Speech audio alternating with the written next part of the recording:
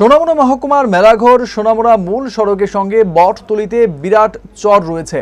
এই চরে কৃষকরা 12 মাস সবজি চাষ করেন, আর এই সবজি চাষ করে কৃষকদের পরিবার কোনো রকমে বেঁচে থাকে। কিন্তু গত 20 দিন ধরে এ চরে কৃষকদের জমিতে জল দেওয়ার জন্য যে পাম্প মেশিনটি রয়েছে, বিদ্যুৎ সমস্যার কারণে মেশিন থেকে কৃষকরা তাদের জমিতে জল দিতে পারছেন না, যার ফলে তাদের ফসল মাঠেই নষ্ট হয়ে যাচ্ছে। কিছু কিছু কৃষক দমকল ভাড়া এনে কৃষি ক্ষেতে জল দিয়ে ফসলগুলো কোনো রকমে রক্ষা করছেন।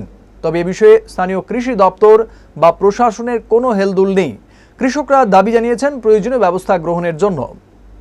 আগামী 2 বছর যাবত জল আমরা ঠিক মতো পাইছি না, বুঝলি।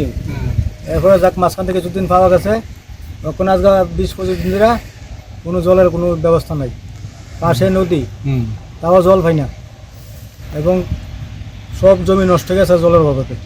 আর যখন 14 মাস প্রচণ্ড গরম, তার জন্য তখন জলের প্রত্যেক দিন দরকার, কিন্তু জল আমরা পাইতেছি না।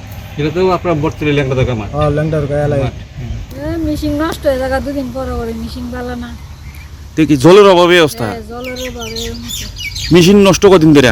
মেশিন নষ্ট অনেকদিন, কতদিন পরে পরে এটা নষ্ট হয়ে যায়। নিচে আবার নদীর জল কমে জায়গা, আচ্ছা জল আচ্ছা। কমলে ভাই জল থাকে না।